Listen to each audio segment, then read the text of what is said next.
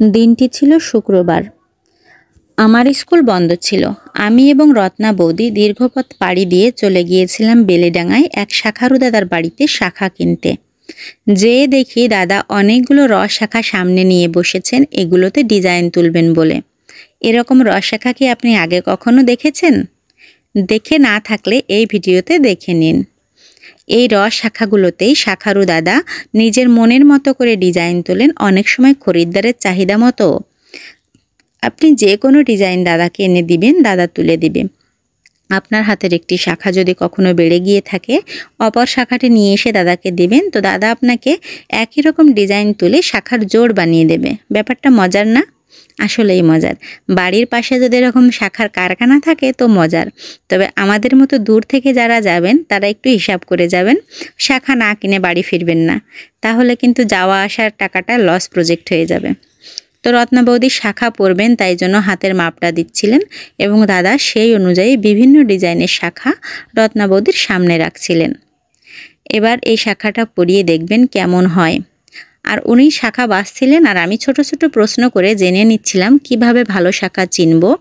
শাখা কিনে যাতে না ঠকি, এজন্য আগে থেকে প্র্যাকটিস করে রাখছি। আপনাদেরও বলে নিই কীভাবে ভালো শাখা চিনবেন। যদি অতিরিক্ত সাদা ফকফকা শাখা হয় তো সেটি মরা শঙ্খের শাখা এবং সেটি ভালো নয়। একটু লালচে প্রকৃতির শাখা হচ্ছে ভালো শঙ্খের শাখা, অর্থাৎ জীবিত শঙ্খের শাখা। এবং একেবারে চিকুন শাখা কিনবেন না, চিকুন শাখাগুলো বেশ তাড়াতাড়ি বেড়ে যায়। প্রথম প্রথম যারা শাখা পরবেন সামান্য মোটা পরবেন, যাতে করে না বাড়ে। এই শাখাটি আমার বেশ পছন্দ হয়েছিল, তবে পরবর্তীতে জানলাম এটি একটি মরা শঙ্খের শাখা। আমারও নজর। তো এই সুযোগে চলুন দেখে আসি দাদার শাখা কাটার যন্ত্রটি। এই যন্ত্রের সাহায্যে দাদা বিভিন্ন রকমের ডিজাইন তোলেন শাখার উপরে। রত্না বৌদি শাখা চয়েস করতে লাগুক, এই দিকে আমি আপনাদের বলে নিই হিন্দু বিবাহিত রমণীরা কেন শাখা পলা এবং নোয়া পরেন। বিয়ের পর প্রতিটি হিন্দু নারী শাখা পলা এবং নোয়া বাধ্যতামূলকভাবে স্বামীর মৃত্যু পর্যন্ত পরিধান করে থাকেন। তার কারণ হচ্ছে প্রতিটি মানুষই সত্ত্ব, রজ এবং তম এই 3 গুণের সংমিশ্রণে তৈরি। নারীদের বিয়ের পর সংসারে অনেক রকম প্রতিকূলতা সামলাতে হয়, সেই জন্য 3টি গুণের ভারসাম্য রাখা বেশ জরুরি। সেই কারণেই এই 3 রং 3 গুণের প্রতীক হিসেবে নারীরা নিজের হাতে পরিধান করে থাকেন। সাদা শাখা সত্ত্বগুণ অর্থাৎ পবিত্রতার প্রতীক, লাল পলা রজগুণ অর্থাৎ আসক্তি, মোহ, লোভ, কর্ম উদ্দীপনা, কাজ করার ইচ্ছা ইত্যাদি নির্দেশ করে। আর তম অর্থাৎ কালো রং সেটি নির্দেশ করে নিদ্রা, অলসতাজনিত গুণগুলি।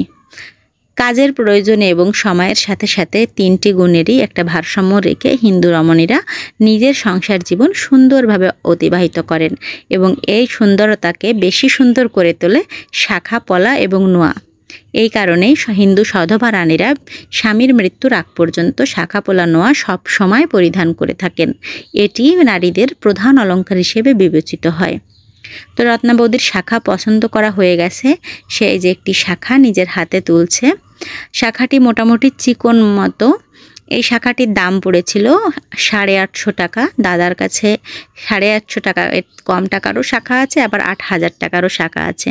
আপনার পছন্দ অনুযায়ী ডিজাইন নিয়ে গেলে দাদা সে অনুযায়ী শাখা কেটে দিবেন এবং তার দামও আলাদা হবে।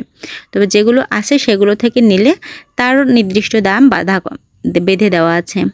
আর শাখা তো আমরা সবাই জানি যারা শাখা কেনা বেচা করি, শাখাতে আবার নাকি দামাদামি করতে হয় না। এটা কেন করতে হয় না আমি জানি না, তবে সবাই বলে যে শাখা বিক্রেতা সে যে দামটা বলবে সেই দামেই এক দরে শাখা কিনে নিয়ে আসতে হয়।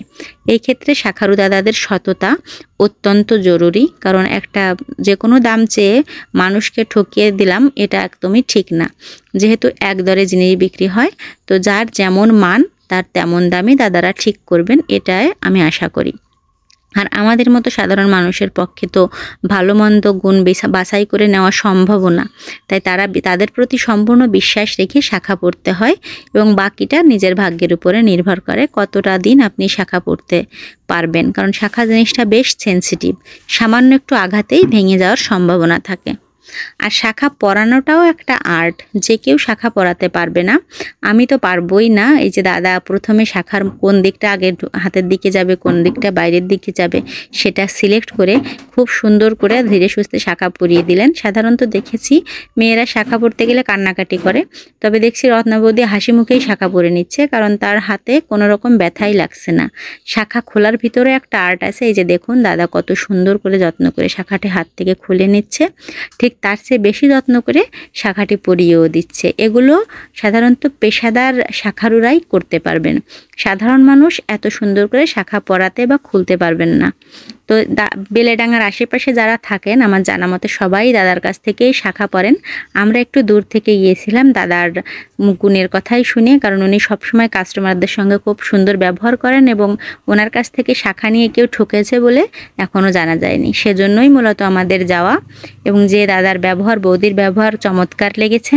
এবং পরবর্তীতে আমার কাছে যারা শাখা কেনার কথা বলবেন আমি তাদেরকে দাদার বাড়িতে যেয়ে শাখা কেনারই পরামর্শ দিব, কারণ এখানে বিশ্বাস এবং ভরসা, সেই সঙ্গে কম মূল্যে ভালো মানটাই পাওয়া যাবে। দোকানে গেলে অনেক সময় অসাধু ব্যবসায়ীরা ঠকিয়ে দেয়, কিন্তু কারখানায় গেলে এর সম্ভাবনাটা বেশ কম থাকে। তো চলুন আর কথা না বাড়াই, আমার ভিডিওটা এই পর্যন্তই শেষ করে দিই। আর শেষের দিকে দেখে নিন দাদার শাখার ঝুড়িটা, এগুলো হচ্ছে র শাখা, এগুলো দেখুন। এবং কাটার পরে যে অবস্থাটা হয়, এই যে কাটার পরে এরকম সুন্দর সুন্দর ডিজাইনের জোড়া জোড়া শাখা পাওয়া যায়। এখান থেকে যার যেটা ভালো লাগবে দেখালন বাইসালন, নিজের শাখা নিজে চয়েস করে লন। ঠিক আছে, ভালো থাকবেন, আবার দেখা হবে নতুন কোনো ভিডিওতে। সেই পর্যন্ত সবাই সুস্থ থাকবেন, ভালো থাকবেন, টাটা।